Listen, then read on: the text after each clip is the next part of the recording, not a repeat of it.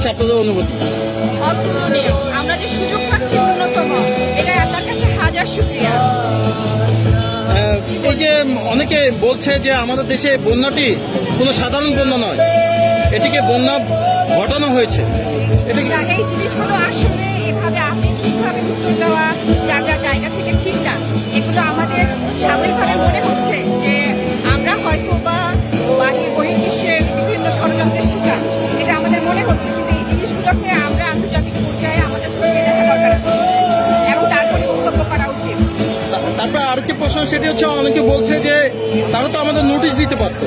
হ্যাঁ, এই বিষয়টা এটা অমানবিক হয়েছে, এটা এই নিরীক্ষের বিষয়টা অমানবিক হয়েছে, অত্যন্ত অমানবিক হয়েছে। এটা বলা উচিত ছিল। এবং তাছাড়া আমাদের ভাইয়ারা ছোটরা যারা ওয়েবসাইট হ্যাক করেছে, এই তথ্যটা সত্য বলে আমরা বিশ্বাস করি, আমরা জেনেছি, এই জিনিসটা খতিয়ে দেখার প্রয়োজন আছে আমি মনে করি। কেন করলো এমন একটু যদি বলতেন? মানবতা বলতে একটি শব্দ আছে। অ্যাকচুয়ালি এটা বিদ্বেষপূর্ণ কিনা জানি না। এখন কেউ আমাদের এখানে শত্রু কিনা এই জিনিসটা দেখে।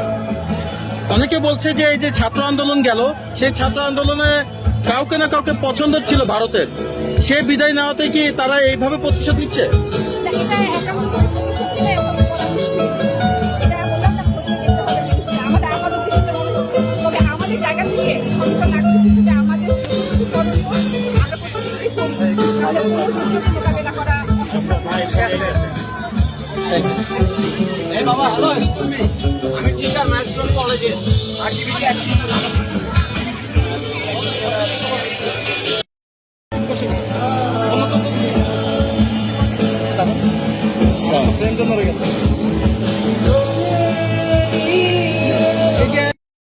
ওদের হিন্দু আমাদের দেশে চাকরি করে, এর থেকে আর কি পায় ওরা? ওরা কি চায় জিজ্ঞাসা করেন তো, ওরা কি চায়?